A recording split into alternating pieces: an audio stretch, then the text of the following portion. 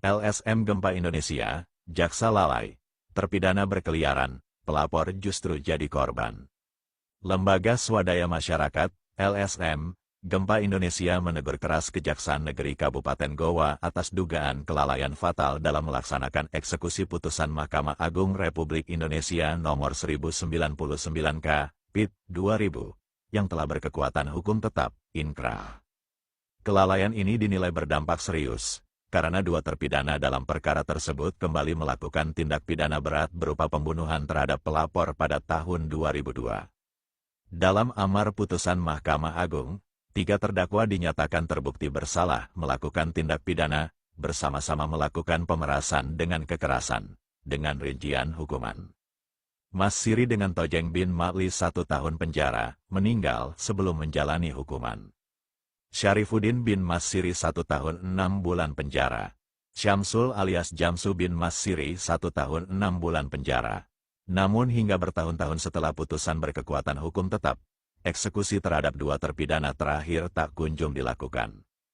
Akibatnya, pada tanggal 11 Januari tahun 2002, kedua terpidana kembali melakukan kejahatan dengan membunuh hara jiwa, pelapor dalam perkara sebelumnya, di Dusun Batu Menteng, Desa Brutalasa, Kecamatan Biring Bulu, Kabupaten Goa.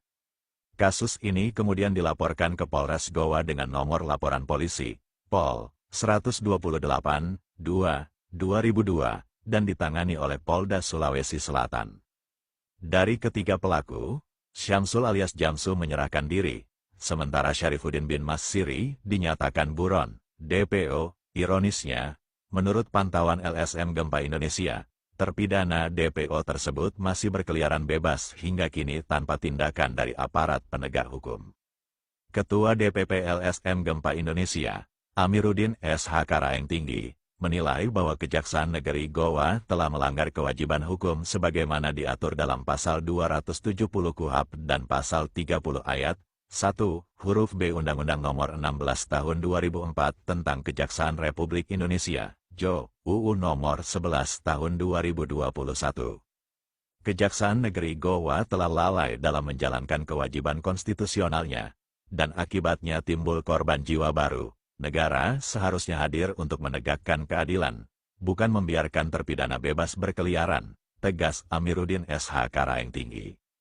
Selain itu, Amiruddin juga menyoroti Polres Goa yang dianggap tidak menindaklanjuti keberadaan terpidana buron.